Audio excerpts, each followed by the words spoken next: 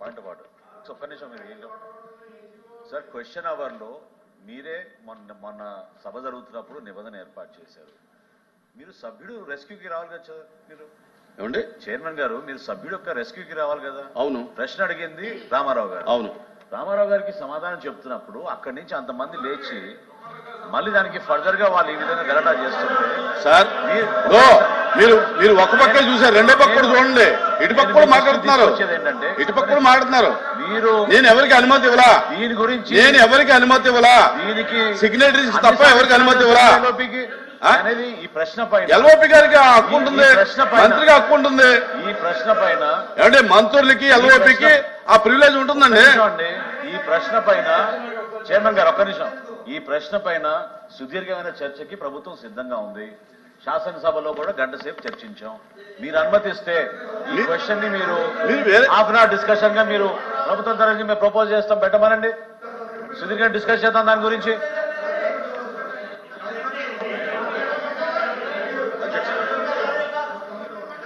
అడుగుతానని ఇచ్చారు. ఇప్పుడు సార్ ప్రభుత్వ భవనాన్ని కడతారు సార్. అది వారు డిబేట్ ఎందుకు అవుతుంది, డిస్కషన్ ఎందుకు వెళ్ళారంటే వారు వచ్చి ప్రశ్నకి ఆన్సర్ కాకుండా ఉపన్యాసాలకు వెళ్ళారు కాబట్టి చెప్పాలన్న ఉద్దేశంతో నేను చెప్పాను, మాట్లాడుతాను తప్ప లేకపోతే నేను మాట్లాడే సందర్భం కాదు. అయినప్పటికీ కూడా మన అచ్చెన్నాయుడు గారు నా పేరు కొట్టే చెప్పారు. సభలో చర్చ జరిగింది, వాస్తవం. ఆ రోజు ఇదే భవనాన్ని వాళ్ళ ఈ భవనం గురించి చర్చ జరిగింది.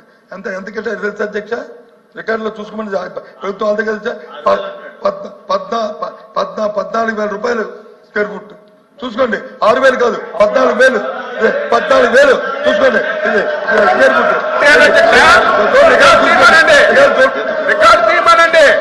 కూర్చోండి.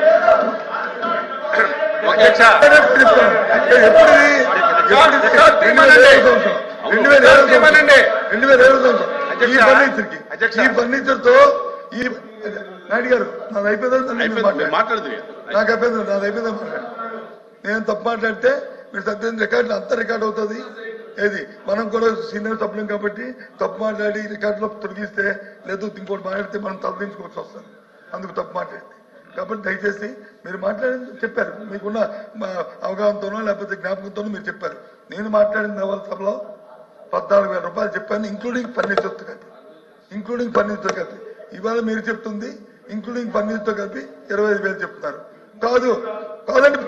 కాదండి అది కూడా చెప్పండి, తప్పు కాదని చెప్తే ఇప్పుడు ఫర్నిచర్ కాదు, ఓన్లీ కన్స్ట్రక్షన్ 25,000 అయిందంటే ఓకే, అది మీ తాలూకు స్టేట్మెంట్, ఇది నా తాలూకు స్టేట్మెంట్. Including furniture 14,000. కూర్చోండి, మీరు కూర్చోండి, మంత్రులు మాట్లాడండి, మీరు కూర్చోండి, మాట్లాడేది చెప్తున్నాను, చెప్తున్నాను. ఒక నిమిషం కోట్ చేస్తాను నాయుడు గారు, కోట్ చేస్తాను, మీరు మాట్లాడుకోండి. ఏంటి అయింది అధ్యక్ష? ఇప్పుడు ప్రభుత్వాలు భవనాలు కడతాయి. ఇది ఇప్పుడు 2007 సంవత్సరం కట్టాం. దీన్ని కట్టినప్పుడు ఇప్పుడు ఎప్పుడు ఇది 24వ సంవత్సరం అంటే ఎన్ని సంవత్సరాలు అయిందో చూసుకోండి. దాంతో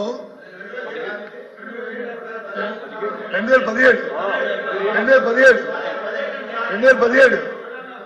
సారీ కరెక్ట్ చేశారు. థ్యాంక్ యూ, కరెక్ట్ చేశారు మా మంత్రి గారు, కరెక్ట్ చేశారు. Thank you. 2017 7 సంవత్సరాలు అయింది కట్టారు అధ్యక్ష. కానీ వారు అంటుంది ఇది అదేం ప్రైవేట్ భవనం కాదు అధ్యక్ష, అది జగన్మోహన్ రెడ్డి గారితో లేదా బొత్స సత్యనారాయణ గారితో అచ్చెన్నాయుడు గారితో భవనం కాదు అధ్యక్ష, అది ప్రభుత్వ భవనం. మీరే చూశారు, సాక్షాత్తు సీఎం గారు డిప్యూటీ సీఎం గారు చూసి ఎంత అద్భుతమైన భవనం కట్టారు. దీని సందర్శన పెడదాము, దీని తాజ్మహల్ కంటే బాగుంది అని చెప్పారు కదా అధ్యక్ష. అందులో ఏమైనా అవతరం జరిగితే, అందులో అవినీతి జరిగితే ఎంక్వైరీ చేయండి అధ్యక్ష, చేసి తీసుకున్న అధ్యక్ష. అయ్యో తోటకి ఇచ్చాము అధ్యక్ష, అద్దె ఇచ్చాము అధ్యక్ష, దయచేసి ఇవన్నీ కాకుండా అది ప్రభుత్వ భవనం, దాని మీద ఏం చెప్పుకునేదే ప్రభుత్వ భవనం. దాని మీద మీ నిర్ణయం మీరు తీసుకోండి. ప్రభుత్వం మీది, దాంట్లో ఏం పెడతారో ఏం చేస్తారో చేయండి. అవినీతి ఏం జరిగితే ఎంక్వైరీ చేయండి, చర్యలు తీసుకోండి. మంత్రి గారు క్వశ్చన్ ఎందుకు వచ్చిందంటే ఇది బేసిక్ గా వాళ్ళు దేనికోసం అయితే ఇది చేస్తామనేటువంటిది ఉటంకించారో దానికి భిన్నంగా ఇందులో సిఆర్జెడ్ అనుమతి పొందినటువంటి 9.88 ఎకరాల కంటే ఎక్కువ భూమిని అక్రమంగా ధ్వంసం చేయటం జరిగిందనేది ఫైండింగ్స్ వచ్చినాయండి వాళ్ళు వేసిన సబ్ కమిటీలో.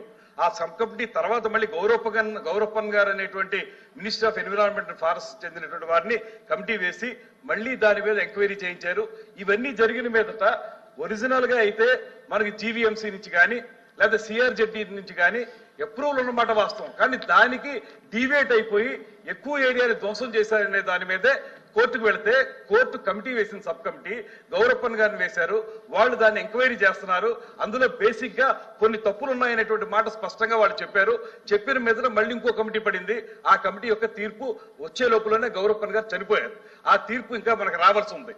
దాని తర్వాత ఇందులో వీళ్ళు గవర్నమెంట్ ఇచ్చినటువంటి ఆర్డర్ లో క్లియర్ గా వాళ్ళు ఏం చెప్పారండి, in the GO second read above, government have issued orders constituting a committee of officers to identify suitable transit accommodation for setting up of camp office for the chief minister and accommodation for supporting seniority functionaries అన్నారు.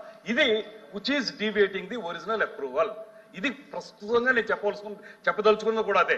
ఏంటంటే original గా చెప్పింది ఏంటి, 58 గదులతోటి ఉన్నటువంటి హరిత resorts ఒకప్పుడు చాలా మంచి ఆదాయం ఇచ్చేదాన్ని, అది కూలగొడుతున్నాం అన్నప్పుడు వారు చెప్పింది ఏంటంటే గవర్నమెంట్ మేము ఎందుకు కూలగొడుతున్నాం అంటే దీని స్థానే ఇంకెంతకంటే మంచి రిసార్ట్స్ కడతాం, కట్టి ప్రజలకు అందుబాటులోకి తీసుకొస్తామని చెప్పి కట్టి అప్రూవల్ తెచ్చుకుని ఆ తర్వాత వాళ్ళు చేసింది ఏంటి, దాన్ని మళ్ళీ చీఫ్ మినిస్టర్ గారి క్యాంప్ ఆఫీస్ గాను లేకపోతే మంత్రులకు ట్రాన్సిట్ ఆఫీస్ గాను అలా మారుస్తున్నాం అనేటువంటిది జీవో ఇచ్చిన మీదట దీని మీద రిట్ పిటిషన్ పడింది.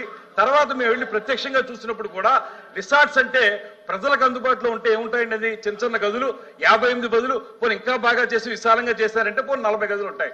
కేవలం 7 గదులు మాత్రమే ఉంటాయి. అందులో కూడా స్పష్టంగా వాళ్ళు చీఫ్ మినిస్టర్ గారి కోసం అనేటువంటిది ఇందులో ఉటంకించారు. ఇది ప్రజల డబ్బుని ఇప్పుడు ఏదంటే టూరిజం డిపార్ట్మెంట్కి ఏమీ ఆదాయం లేదండి. టూరిజం డిపార్ట్మెంట్ ఉన్న ఆదాయాన్ని పెంచడానికి వాళ్ళు చేస్తుంటే ఆనందం. చీఫ్ మినిస్టర్ గారి విలాసవంతమైన భవనం కోసం చేస్తాం లేకపోతే ప్రజల డబ్బుతోటి ఇవన్నీ వాడుకుంటా ఉంటే ఎందుకు మనం ఒప్పుకోవాలి? నేనే కాదు, ఏ పౌరుడు ఒప్పుకోకూడదు. ఈ రాష్ట్రంలో ఏ పౌరుడు ఒప్పుకోడు. ఎందుకు ఒప్పుకుంటారు? ప్రజల డబ్బుతోటి వాళ్ళు ఆ రకంగా చేసుకుంటా ఉంటే అక్కడ డీవియేషన్ వచ్చింది. కావలిస్తే దీనికి సంబంధించినటువంటి నేను రండి మీకు చూపిస్తా ఉన్నది కూడా ఏంటంటే మీకు ఇవన్నీ చూపిస్తాను, మీరు కూడా ప్రత్యక్షంగా రండి, ఒకసారి మిమ్మల్ని అందరినీ కూడా తీసుకెళ్తాం, అక్కడ చూపిస్తాం జరిగినటువంటి అన్యాయం కానీ జరిగినటువంటి దుర్వినియోగం కానీ డబ్బు ఏ రకంగా వాళ్ళు నొక్కేశారో అది చూపించడానికి మిమ్మల్ని తీసుకెళ్తా ఉన్నాం. కానీ రండి తేల్చుకుందాం అని చెప్పడానికి నేనే కుస్తీ పట్టడం లేదు. దయచేసి question number 13532 minister for roads and buildings. ధన్యవాదాలు అధ్యక్ష. ఏ ప్రశ్నకు సమాధానం, ఆన్ గోయింగ్ 104 ప్రాజెక్టులు ఉన్నాయి. ఆంధ్రప్రదేశ్ రాష్ట్రానికి 2014 నుంచి నేటి వరకు 3495.32 కిలోమీటర్ల పొడవు మేరకు కొత్త జాతీయ రహదారులు మంజూరయ్యాయి. 2014-19 మధ్య నాటి ప్రభుత్వంలో 2615 కిలోమీటర్ల రహదారులు అనుమతులన్నీ తీసుకురావడం జరిగింది. అదేవిధంగా 2019 నుంచి 24 మధ్య గత ప్రభుత్వంలో కేవలం 820 కిలోమీటర్ల రహదారులు మాత్రమే మంజూరయ్యాయి. బి ప్రశ్నకు సమాధానం అండి, 179 కిలోమీటర్ల జాతీయ రహదారులు 4 వరుసల స్థాయికి పెంచడం అయింది. 425.24 కిలోమీటర్ల జాతీయ రహదారులను 2 వరుసల ఫేవ్డ్ షోల్డర్స్ కన్ఫిగరేషన్ స్థాయిని పెంచడం అయింది. 1879 కిలోమీటర్ల పొడవు జాతీయ రహదారులు నిర్మాణ దశలో ఉన్నాయి. 319.61 కిలోమీటర్ల జాతీయ రహదారులు టెండరింగ్ దశలో ఉన్నాయి. 507.5 కిలోమీటర్ల జాతీయ రహదారులు డిపిఆర్ దశలో ఉన్నాయి. జాతీయ రహదారి మార్గంలో మిగిలిన ప్రాంతాలకు రహదారి ట్రాఫిక్ అనుకూలంగా ఉంచడానికి కాంట్రాక్టులు లేదా స్వల్పకాలిక నిర్వహణ కాంట్రాక్టుల ద్వారా నిర్వహించింది. సి ప్రశ్నకు సమాధానం, జాతీయ రహదారుల అభివృద్ధి సంస్థ